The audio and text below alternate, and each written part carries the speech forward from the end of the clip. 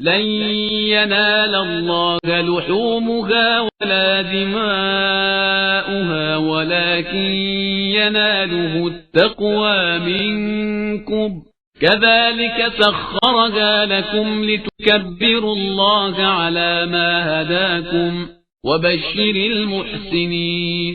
خدا تک ان جانوروں کا گوشت جانے والا ہے اور نہ خون. اس کی بارگاہ میں صرف تمہارا تقوی جاتا ہے. اور اسی طرح ہم نے ان جانوروں کو تمہارا تابع بنا دیا ہے کہ خدا کی دی ہوئی ہدایت پر اس کی کبریائی کا اعلان کرو اور نیک عمل کرنے والوں کو بشارت دے دو. بسم اللہ الرحمن الرحیم. الحمدللہ رب العالمین وصلی اللہ علی محمد وآلہ الطاہرین. موضوع گفتگو عید قربان. عید ہر اس دن کو کہتے ہیں کہ جو خوشی کا دن ہو، اور اسلامی اعتبار سے کسی متبرک دن کو بھی خوشی کا دن کہہ سکتے ہیں. اسلام میں مختلف اعیاد یعنی مختلف عیدیں ہیں، جن میں سے 4 اہم عیدیں ہیں: عید الفطر، عید الاضحیٰ، اور ایک ایسی عید جو ہر ہفتے آتی ہے، اسے روایتوں میں کہا گیا عید الجمعہ، اور عید الغدیر.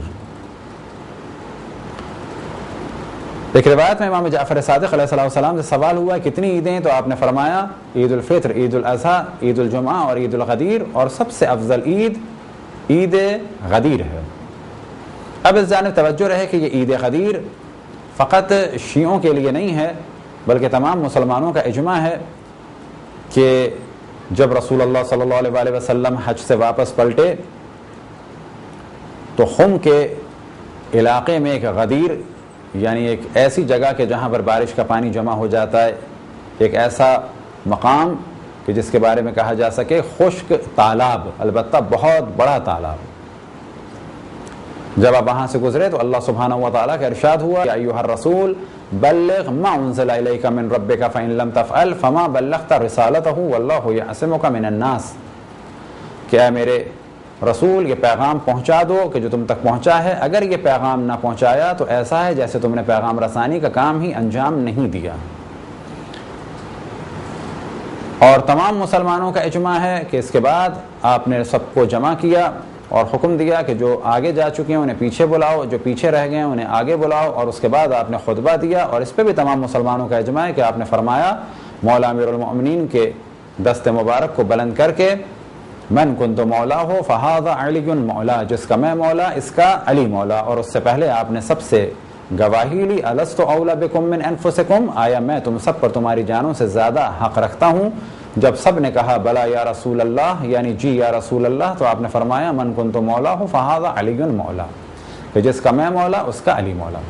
لہذا مولا امیر المؤمنین علیہ السلام کو رسول اللہ صلی اللہ علیہ وسلم نے منصب امامت پر فائز فرمایا تاکہ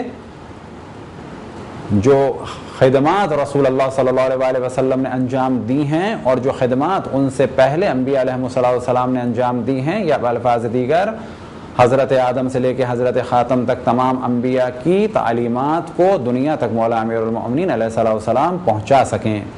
اور یہی وجہ ہے کہ اللہ سبحانہ و تعالیٰ کا ارشاد ہے فَإِن لَمْ تَفْعَلْ فَمَا بَلَّغْتَ رِسَالَتَهُ، کہ اگر تم نے علی ابن ابی طالب کو اس منصب پر فائز نہیں فرمایا تو کیا ہوگا؟ ایسا ہے جیسے کہ تم نے رسالت کا کام انجام نہیں دیا. یعنی جو کام تم نے کیا ہے رسالت کا وہ لوگوں تک صحیح طریقے سے نہیں پہنچ پائے گا اگر علی ابن ابی طالب کی خلافت اور وصایت کا اعلان نہیں کیا. یہ ہے عید غدیر. اب بلا شک یہ عید سب سے بڑی عید ہے، کیونکہ اگر کوئی رسول اللہ صلی اللہ علیہ وسلم کے حکم کو مانے گا تو اس کے روزے قبول ہوں گے، اور جب روزے قبول ہوں گے تو وہ عید الفطر منا سکے گا، وإلا اس کی عید الفطر نہیں ہوگی. اسی طریقے سے اگر کوئی رسول اللہ صلی اللہ علیہ وسلم کے حکم کو مانے گا تو حضرت ابراہیم علیہ السلام کو صحیح طریقے سے مان سکے گا، اور اگر حضرت ابراہیم علیہ السلام کو صحیح طریقے سے مانے گا تو حج کر پائے گا. بس اگر مولا امیر المؤمنین کو کسی نے صحیح طریقے سے نہیں مانا تو اس کا حج بھی قبول نہیں ہوگا. جب حج قبول نہیں ہوگا تو اس کی عید الاضحیٰ بھی عید الاضحیٰ نہیں رہے گی. اسی طریقے سے اعمال شب جمعہ و روز جمعہ بھی اسی صورت میں قبول ہوں گے کہ جب رسول اللہ صلی اللہ علیہ وسلم کے اس حکم کو مانا جائے. بس یہ تو ہیں 4 مشہور عیدیں. بس عید کے معنی ہے ایک متبرک اور خوشی کا دن. عید قربان یا عید الاضحیٰ، قربان کہتے ہیں ہر اس چیز کو کہ جس کے ذریعے سے اللہ سبحانہ و تعالی سے قریب ہوا جا سکے. اور اضحیٰ یعنی سورج کا بلند ہونا.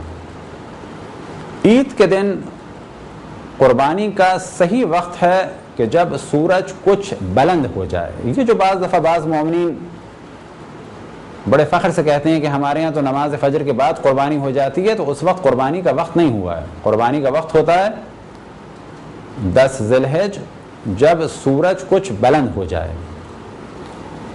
والشمس والضحاہا، قسم ہے سورج کی اور اس کی روشنی کی. اور عید الاضحیٰ ہی کی وجہ سے جس جانور کو قربان کیا جاتا ہے اسے کہا جاتا ہے اضحیہ، اور وہ جانور جو حج میں قربان کیا جاتا ہے اسے کہا جاتا ہے ہدی یا ہدیہ. تو عید الاضحیٰ کے معنی ہے وہ عید کہ جس میں جانور کی قربانی سورج کے بلند ہونے کے بعد کی جاتی ہے. یہ تھا ایک مختصر سا تعارف عید الاضحیٰ کا. خداوند تبارک و تعالیٰ سے دعا ہے کہ ہم سب کو صحیح طریقے سے عید الاضحیٰ منانے کی توفیق عطا فرمائے. وصلی اللہ علی محمد و آلہ الطاہرین.